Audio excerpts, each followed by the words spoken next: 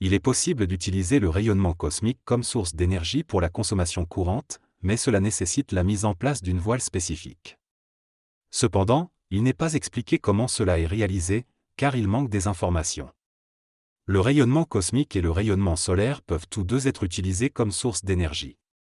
Concernant la différence entre l'assujettissement, l'imprégnation et le rayonnement est ce qui imprègne, tandis que l'assujettissement est ce qui est imprégné.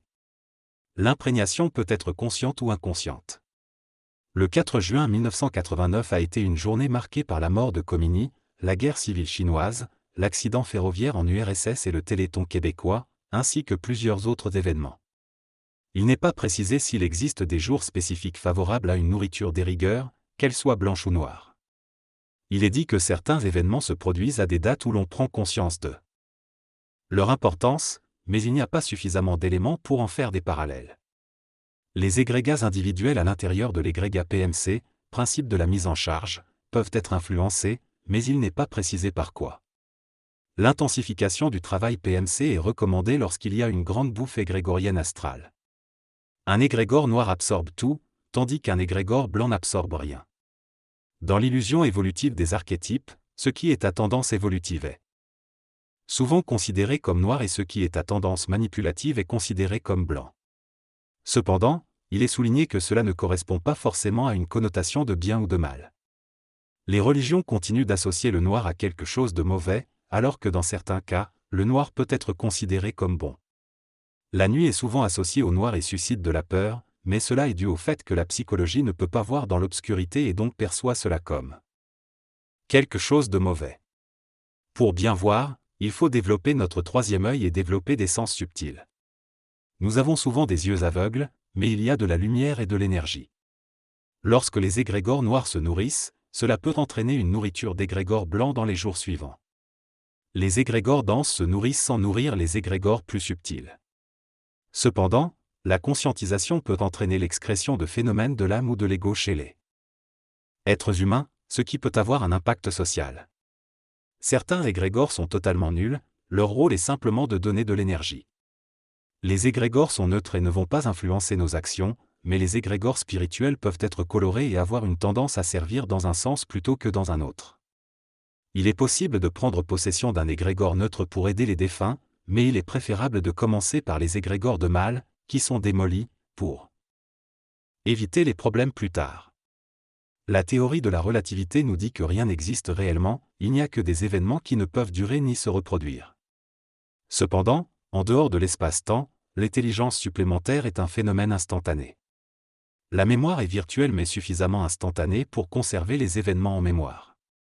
La forme est créée par une mécanique d'énergie et peut générer la mémoire chimique et énergétique. Le double météorique n'existe pas.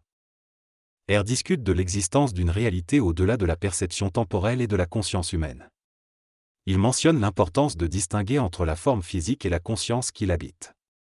Il aborde ensuite le concept de relativité, où le passé, le présent et le futur dépendent de l'observateur, et souligne que différentes perspectives peuvent donner lieu à des interprétations contradictoires de la création et de la résorption de l'univers. Il affirme que l'univers n'a jamais existé du point de vue de la réalité ultime et que la compréhension cosmique permet d'accéder à différents points de vue simultanément. Finalement, il suggère que l'expansion ou la régression de l'univers dépendra de la perspective de chaque individu. Dans cette synthèse, l'auteur exprime plusieurs idées sur la nature de la création et de l'existence d'autres êtres dans l'univers. Il affirme que ces êtres ont une constitution amique différente de la nôtre et qu'ils ne possèdent pas d'âme au sens traditionnel. L'auteur évoque également la possibilité que la création soit à la fois accidentelle et interrompue par un incident. Il discute également de l'idée de l'ego dans la recherche du devenir et de l'immortalité. Il explique qu'il faut rechercher ce que l'on veut être plutôt que ce que l'on désire être, et que cela implique un cheminement sur une durée minimale de 500 ans. Enfin, l'auteur mentionne l'importance de se détacher des désirs et des attachements astraux afin de ne pas tomber dans les pièges de l'ego. En somme, cette synthèse traite de diverses notions philosophiques et métaphysiques liées à la création, à l'existence d'autres formes de vie et à la recherche de l'identité et de l'immortalité. Le texte semble être une réflexion philosophique sur le fait de décider qui l'on souhaite être et de ne pas confondre cela avec ce que l'on souhaite avoir ou faire. L'auteur souligne que l'âme et l'ego peuvent souffrir, mais que cela fait partie de l'illusion de l'existence humaine.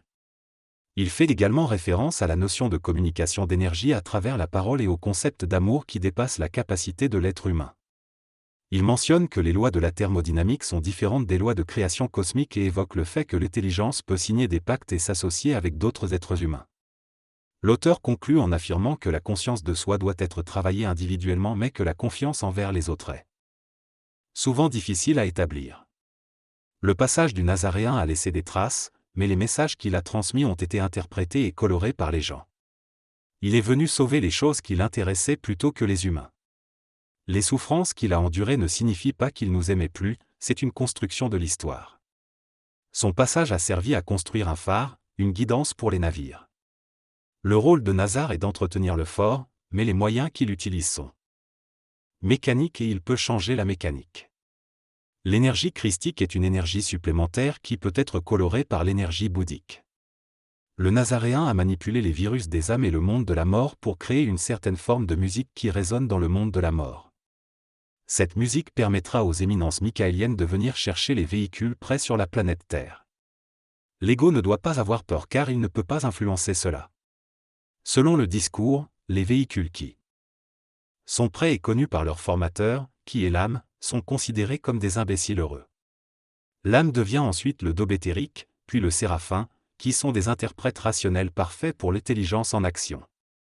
Ces corps physiques sont canalisés par une mécanique spécifique et doivent pénétrer par un double éthérique constitué par la conscience lucide de l'homme.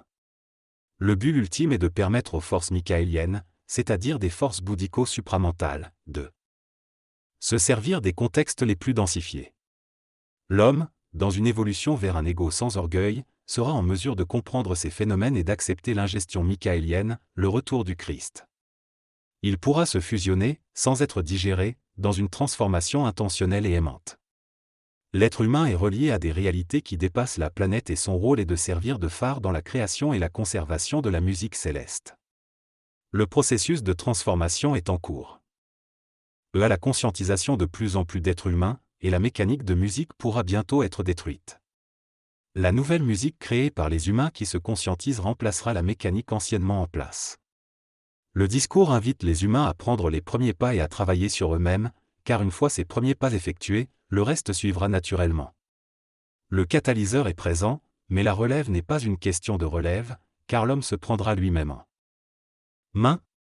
Dans cet extrait, il est question d'une future intervention extraterrestre majeure.